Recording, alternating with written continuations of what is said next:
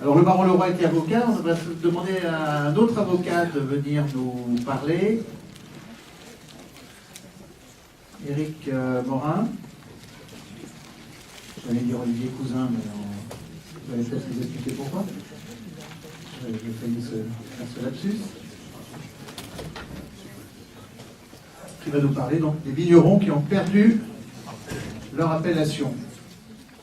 On a fait s'ils l'ont perdu, ils l'ont peut-être bien cherché aussi. Enfin, on va voir.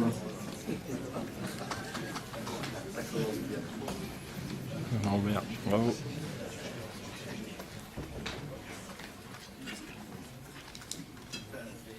Monsieur le Président de l'INAO, Messieurs les Présidents Patrick Arnaud et Michel Blanc, merci de m'avoir invité. C'est vrai que ça commence bien. Je me sens un peu comme un chien dans un jeu de quilles. Un peu aussi comme un médecin à qui vous ne pourriez pas venir reprocher de venir parler des malades, de maladies, de patients, de trucs qui ne vont pas, forcément. Quand on vient me voir, c'est qu'il y a quelque chose qui ne va pas. Sinon, on ne vient pas me voir.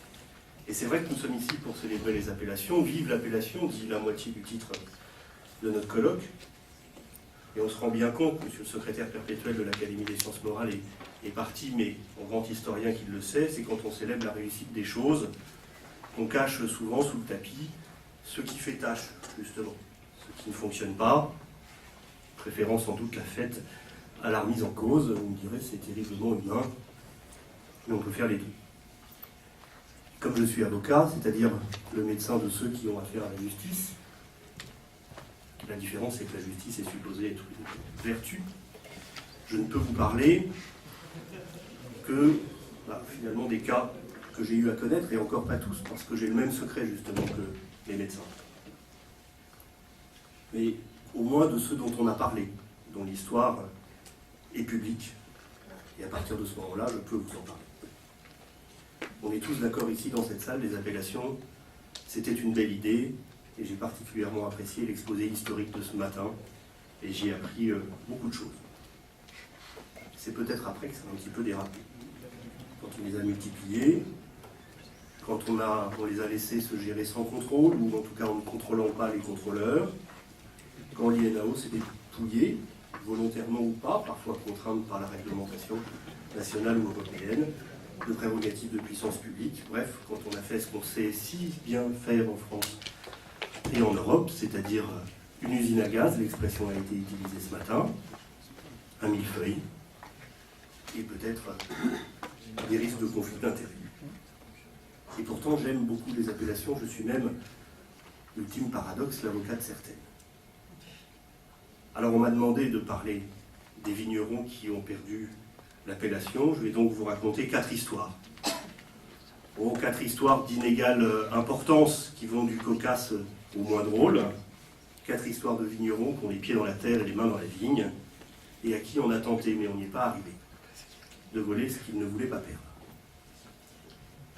Les 4 histoires concernent Sébastien Riffaut en Sancerre, Dominique Derain en Bourgogne, David Léclapart en Champagne et Alexandre Bain en Pouilly-Fumé.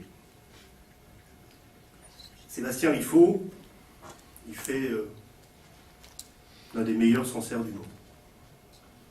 Ces cuvées en maturation, qui se dégustent comme un petit Jésus en culotte de velours 10 ans après leur mise, c'est une des plus belles expériences gustatives que j'ai eu à faire. Et il n'embête personne, Sébastien. Enfin, personne, un petit peu. Il est en Sancerre, et il n'aime pas les CVO. Vous savez, les CVO, cet oxymore absolument incroyable inventé par le pire des technocrates, les contributions volontaires obligatoires.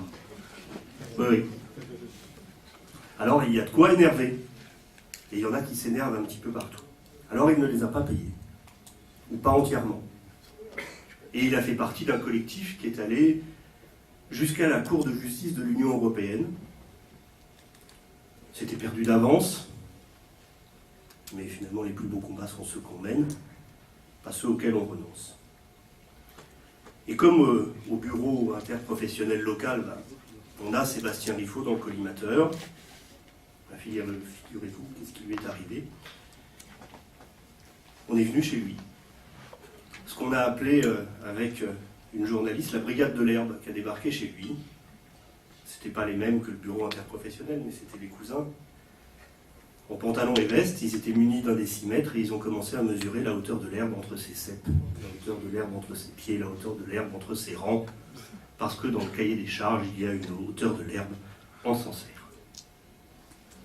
Et puis ils lui ont dit que ça n'allait pas, que l'herbe était trop haute, qu'il y avait cette fameuse hauteur maximale, qu'il y avait trop de fleurs. On a attendu vainement de voir s'ils allaient nous reprocher des coccinelles ou des vers de terre, c'est pas venu, dommage. Et on l'a menacé d'un manquement qui pouvait, s'il venait à se répéter, entraîner l'exclusion, le retrait de l'appellation. Comme l'herbe pousse, on allait forcément, ce manquement, se le retrouver l'année suivante. Il faut noter que l'herbe de Sébastien Riffaut, elle dérangeait personne pendant des années jusqu'à cette question des CVO. On a contesté, on a menacé, on a sorti des textes, on a fait du droit, on a essayé d'aller un petit peu plus loin que le bout du nez des brigadiers de l'herbe, et puis on n'en a plus jamais entendu parler. Dominique de Rhin, il vit à Saint-Aubin. Dominique de Rhin, c'est un mélange entre Porthos et Aramis dans Les Trois Mousquetaires. Il fait un gevrey chambertin et un pommard adamé un saint. Et tous les ans, pour chaque récolte, comme beaucoup ici, il soumet à qui de droit ses échantillons au contrôle de dégustation à l'aveugle. Et chaque année, ça passe crème. Son vin, il est tellement apprécié que des sommeliers des grandes tables veulent son vin sur sa carte. Il monte de plus en plus sa bonne trombine de mousquetaire à droite, à gauche, dans la presse. Il fait un documentaire avec Isabelle Saporta qui avait osé écrire Vino Business. Et là, soudain, bim, comme par hasard, eh bien, figurez-vous que ces vins ne passent plus le contrôle.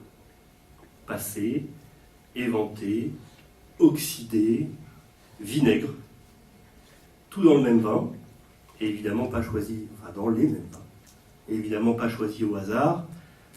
Les gevrets et les pommards, on a laissé le mercuret et le bourgogne ordinaire de côté, ce ne sont pas des stars. Et il s'agit d'un manquement dont l'un est jugé suffisamment dirimant pour interdire d'user de l'appellation. Et l'injonction est faite à Dominique. Évidemment, nous sommes déjà mis en bouteille, la commercialisation est déjà en partie faite. Nous demandons à être entendus, disons que c'est la moindre des choses. Nous voici donc à Beaune, au siège d'Icône, c'est l'organisme de contrôle de toute la Bourgogne, Chablis excepté, et maintenant du Beaujolais, et dont les locaux sont les mêmes que ceux de la Confédération des appellations des vignerons de Bourgogne, inceste viticole quand tu nous tiens. J'ai vu en 24 ans d'exercice professionnel des centaines de cours et de tribunaux, des conseils de l'ordre, des commissions. Mais là, Icône, c'est quelque chose. C'est quelque chose entre le conseil de classe et le politburo, ils étaient 18. 18. Alors, je la fais courte, quand on veut se comporter comme un tribunal, et c'est comme ça qu'ils voulaient se comporter, la moindre des choses, c'est d'en respecter les règles. La moindre des choses aussi, c'est d'accorder des droits à celui justement qu'on accuse. Sinon, ce n'est pas la justice. Et sinon, ça n'est un simulacre. Alors, la bataille a été assez âpre. On a réclamé une 3e dégustation parce que la 2e n'était pas conforme au texte. Puis finalement, elle nous a été accordée. Et quelques semaines plus tard, les gevrets sont passés. Quelques semaines plus tard, les pommards sont passés. Les mêmes vins, avec les mêmes échantillons qui avaient été jugés indignes de l'appellation, sont passés. Petite précision à l'occasion de cette affaire, j'ai obtenu la condamnation d'Icône par la commission d'accès aux documents administratifs, qui est la CADA, qui est un organisme d'État et qui peut être saisi par n'importe quel justiciable, usager de l'administration, pour demander la communication de documents administratifs. Et nous avons demandé à la CADA, parce que Icône le refusait, la liste et les noms des dégustateurs. Panique. Et la CADA a enjoint Icône de nous communiquer la liste, les noms des dégustateurs. Ça fait jurisprudence, parce que maintenant je ne me prive pas de montrer cette décision de la CADA à bon entendeur. David Léclapart, ça n'est pas seulement un vigneron champenois, c'est un poète. Ses cuvées s'appellent l'apôtre, l'amateur, l'artiste ou encore l'astre. Il voit la vie en A majuscule. En 2012, le puissant, très puissant comité Champagne dont on a parlé ce matin, il y avait une juriste du comité Champagne, je ne sais pas si elle est encore là,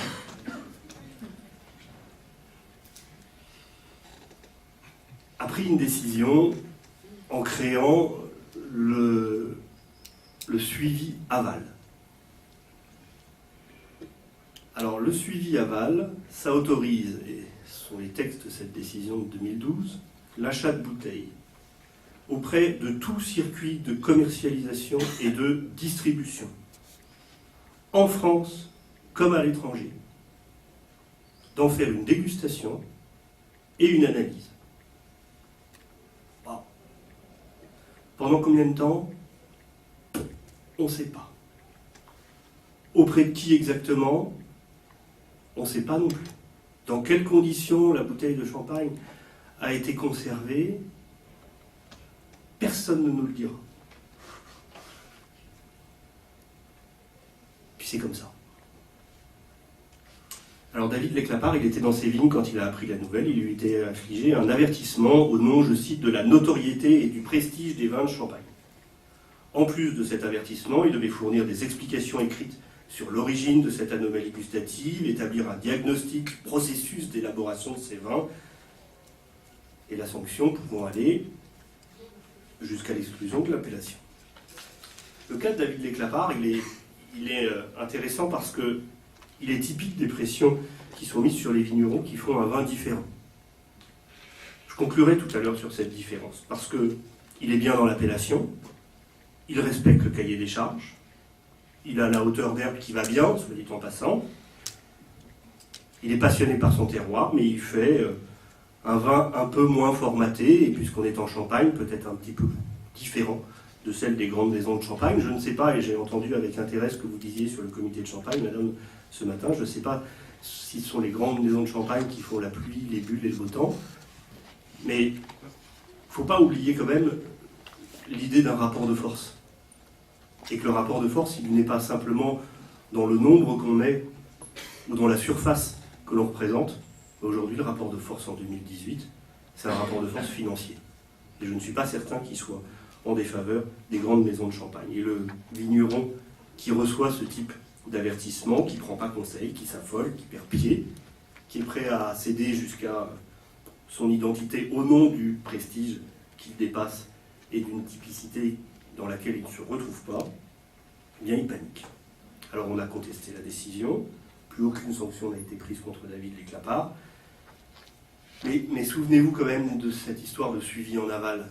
Ça existe dans d'autres appellations. Ça pourrait bientôt concerner la vôtre. Alexandre Bain, quatrième et dernière histoire. Alexandre Bain, lui, n'a pas toujours été vigneron.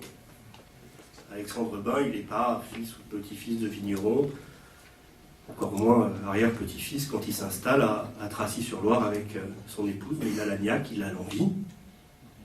Il sait très bien les vins qu'il ne veut pas faire. En tout cas, il ne veut pas faire les pouilles fumées qui sont vendues à 3,40 € au Leclerc de Nevers. Et j'ai le ticket encore. Et pourtant, du Mans, d'origine protégée. Quand la commission de dégustation d'agrément de l'appellation Pouilly Fumé lui refuse l'AOC, Alexandre Bain y voit rouge. Il est d'ici, Alexandre Bain. Coûte que coûte. Son vin aussi. Il n'y a pas de défaut repérable en analyse en laboratoire. Il y a juste un palais de dégustateurs anonyme, en tout cas pas pour longtemps, qui a décidé que son vin était oxydé. Et le syndicat viticole de Pouilly et l'ODG ne se méfie pas immédiatement de ce vigneron à casquette.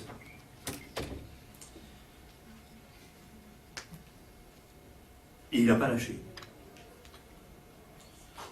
Alors que nous fixerons plusieurs rendez-vous avec les contrôleurs, rendez-vous qui s'avéreront manqués, ça agacera. Et au motif de ces rendez-vous manqués, on a retiré l'appellation. Le millésime 2014 sera orphelin.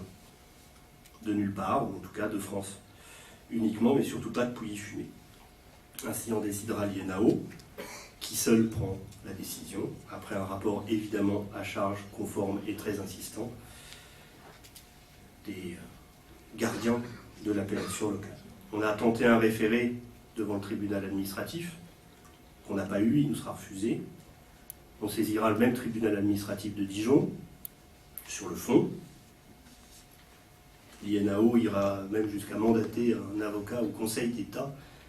À Dijon, ils ne voyaient pas souvent ça, pour plaider dans la capitale des Ducs de Bourgogne. Et on avait bien le sentiment dans les échanges, en tout cas dans le peu d'échanges, que l'INAO en faisait une affaire de principe. Et d'autant plus une affaire de principe, et ça c'est intéressant, parce que Alexandre Bain, il s'était battu. Contrairement à ceux qui paniquent et qui essayent de se dire « je ne veux surtout pas qu'on sache que j'ai des problèmes », Alexandre Bain, il a raconté son histoire dans les médias. Il a le droit. Ça a été un peu considéré comme une sorte d'insulte suprême, mais en même temps, Alexandre Bain, il a multiplié ses ventes. Son nom qui était déjà connu sur les grandes tables est devenu de plus en plus connu. Et puis, il y a eu la décision du tribunal administratif de Dijon, qui a été cinglante. Cinglante comme peut être une décision de justice quand elle rejoint l'équité, le bon sens et le droit. On s'attendait à un appel de l'INAO. Toute cette énergie dépensée, on serait allé devant la cour administrative d'appel. Mais entre-temps, le président de l'INAO a changé. Le nouveau président a signé la trêve, l'apaisement. Ça rejoint ce que je vous disais tout à l'heure. C'est quand même beaucoup une histoire de personnes, et d'orgueil, et de jalousie. Alors voilà ces 4 histoires, je pourrais vous en raconter bien d'autres. Je pourrais vous raconter cette star de Gaillac à qui un jour on est venu dire « vous avez mis 30% de flotte dans votre vin ». Il tombe de sa chaise. Il tombe de sa chaise. Et évidemment, ça s'essuie immédiatement dans toute l'appellation. On a fait faire des analyses complémentaires. Tout ceci était faux. Tout ceci était bidon. Je pourrais vous parler d'Olivier Cousin. En voilà un qui n'a pas perdu son appellation. Olivier Cousin, après avoir voulu faire de l'entrisme, après avoir voulu changer les choses en Anjou, en faisant partie des bureaux, en faisant partie des discussions, il a claqué la porte de l'appellation. Malgré ça, il s'est retrouvé dans un tribunal correctionnel pour 3 motifs. Le premier, parce qu'il s'appelle Olivier Cousin, ça fait OC, qui fait de l'Anjou, et que sur ses cartons, pas sur ses étiquettes, sur ses cartons, il a mis AOC, parce qu'il ne s'appelle pas Ernest Dupont. Donc il a pu en profiter pour montrer un petit peu l'absurdité des choses. Mais il n'y a pas de réglementation sur les cartons. La réglementation, elle concerne que l'étiquette et la contre-étiquette. Mais il était quand même devant le tribunal correctionnel pour ça. Olivier Cousin, il a comparu devant le tribunal correctionnel parce qu'il mettait le millésime, alors non pas sur ses étiquettes, mais sur le bouchon. Et vous avez les représentants de l'INAO à Angers qui sont venus avec leurs bouteilles, qui ont enlevé la collerette pour montrer au tribunal, regardez, il met le millésime. Le président du tribunal a dit, oui, mais moi quand j'achète ça chez un caviste, je n'enlève pas la collerette pour voir le millésime. Et c'est tellement stupide qu'aujourd'hui, cette interdiction de mettre le millésime sur le vin de France, elle a été supprimée. Alors il était presque un précurseur. Et puis, il a aussi été poursuivi parce qu'il avait refusé de mettre le petit logo de la femme enceinte barré sur sa contre-étiquette, parce qu'il vend 70% de sa production à l'étranger, notamment aux États-Unis, et où on a produit une lettre des douanes américaines qui refusaient son étiquette avec la femme noire, justement parce qu'elle était noire et que c'était discriminatoire. Vous voyez, on n'a pas le monopole des réglementations totalement débiles. Et ça ne l'est tellement pas débile que vous pourrez vérifier les bonbons Haribo sur les petits nounours, ils ont supprimé les petits nounours noirs. Aujourd'hui, dans les petits sachets, il n'y a plus que des verts, des jaunes, des rouges, des bleus, mais il n'y a plus de noirs. Et puis tout près d'ici, vous avez la star de Tavel, en tout cas, c'est pas lui qui le dit, mais c'est moi. On s'arrache ces bouteilles un petit peu partout, tout le monde veut son allocation. Et pour montrer un petit peu, j'ai récupéré hier en allant visiter ces vignes, et on est tout près d'ici. Millésime 2015, millésime 2016, j'ai les rapports d'inspection et de contrôle. Avis du jury défavorable avec des notes. Il y a 2A, 1B, 2C. Déjà, on est... Waouh! L'année précédente, on dit qu'il est éventé et sale, son vin. 1A, 3B, 1C. Et à chaque demande de deuxième dégustation, il a eu 5A. Ça pose une vraie difficulté. C'est-à-dire que, ou bien on considère que c'est un peu comme les copies de philosophie, on va faire une commission d'harmonisation pour les copies de philosophie au bac, et puis finalement vous auriez un examinateur qui aurait mis 18 parce qu'il aurait trouvé la copie géniale, et un autre qui aurait mis 5 parce qu'il aurait trouvé ça mauvais. Mais n'empêche que c'est le quotidien. C'est le quotidien de ceux qui notent, et c'est le quotidien de ceux qui reçoivent les notes. Et ça a des conséquences économiques qui sont parfois terribles. Et finalement, tous ces vignerons, ils ont un point commun, c'est qu'ils sont un petit peu différents. Ils sont tout aussi vignerons que les autres. Personne, et je l'ai entendu ce matin, personne ne cherche à opposer qui que ce soit, c'est plutôt eux qui sont exclus. Eux, ils n'embêtent vraiment personne. Et ça rejoint ce qu'on disait à nouveau ce matin sur la typicité qui est quand même devenue peut-être un peu la standardisation, peut-être un peu l'uniformité. Alors que la différence n'est pas la typicité en un seul mot. Sauf s'il s'agit d'une nouvelle appropriation des appellations qui exige une définition d'un style. Il faut que ce style soit ce style-là et surtout pas un autre. Et à force de chercher la petite bête, et là franchement, dans certains cas que je vous ai racontés, on la cherche, ces vignerons-là, et je partage leur point de vue, trouvent qu'on a oublié le haut d'origine. Que finalement, il faudrait réserver les sanctions uniquement aux fraudes ou aux contrefaçons. Et que le reste, finalement, ça fait sans doute vivre des comités et plein de dégustateurs, mais qu'on oublie le mot origine. Et que ces vins-là, ils sont bien de là, ils ne sont pas d'ailleurs. Et même, on n'est pas venu apporter d'autres raisins, d'autres régions, comme on m'a dit il n'y a pas longtemps que ça se faisait dans certaines appellations. Avant de conclure, je voudrais dire un mot sur ce rapport de force, parce qu'il est important. Je ne sais pas s'il y a des personnes parmi vous qui croient que les producteurs en France fixent d'un commun accord avec la grande distribution les prix de leur récolte. Et pourtant, il y a un accord. Et pourtant, nos producteurs de légumes, nos producteurs de fruits, ils signent un accord sur le prix. Et moi, en tant que jury, j'ai un accord sur le prix et sur la chose, le contrat est parfait. Qui croit un instant qu'au prétexte qu'on vient de dire qu'il y a un accord, que tout est parfait? Et que quand on oublie ce rapport de force, et quand on ne fait que brandir en disant il y a eu un accord et c'est la fin de la guerre, je pense notamment au camembert. Le camembert, dans le nouveau projet annoncé, Monsieur le Président, vous le savez, on a dit c'est la fin de la guerre des camemberts entre le camembert de Normandie et le camembert fabriqué en Normandie. D'ailleurs, ils n'avaient pas le droit d'utiliser fabriqué en Normandie depuis plusieurs dizaines d'années, mais c'est pas grave, c'est Lactalis. Et on a dit, regardez, ils se sont mis d'accord, les producteurs. Vous voulez regarder le rapport de force et le rapport de force financier? entre les producteurs fermiers et les producteurs industriels de camembert. Et vous savez ce qui va se passer dans le projet annoncé? Eh bien, on fait rentrer la pasteurisation dans le cahier des charges du camembert de Normandie. C'est la première fois dans un cahier des charges de fromage que l'on fait rentrer la pasteurisation dans un cahier des charges. Il y a des cahiers des charges de fromage qui ont les deux, mais ab initio, dès le départ, lorsque le cahier des charges a été écrit, on a mis pasteurisation et les crus. Et là, et pourquoi? On a tous la réponse. Là, pour la première fois, on va faire rentrer la pasteurisation dans le cahier des charges, et tout le monde pourra s'appeler pareil, on rajoutera juste un véritable.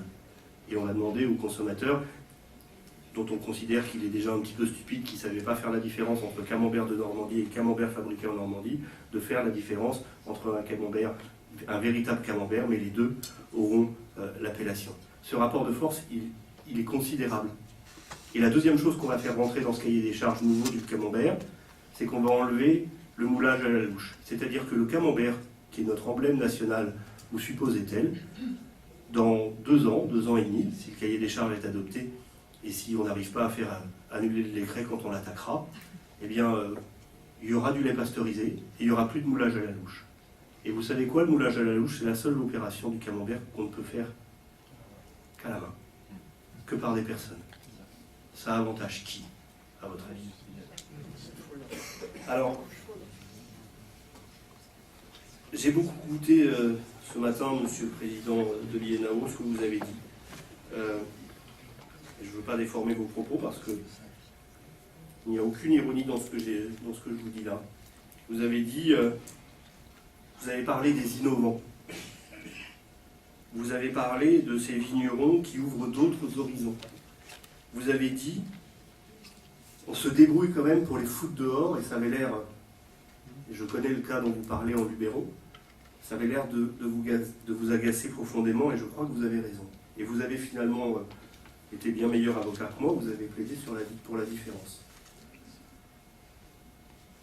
On nous bassine, et n'y voyez aucun jugement de valeur toute la journée dans les discours sur l'éloge de la différence, mais dans les cas que je vous ai montrés là, c'est cette différence qu'on pointe du doigt. Alors je ne sais pas si c'est la mort des appellations, c'était l'autre moitié du titre de notre colloque, mais j'appelle vraiment de mes voeux que ce ne soit pas la mort des vignerons différents. Je vous remercie.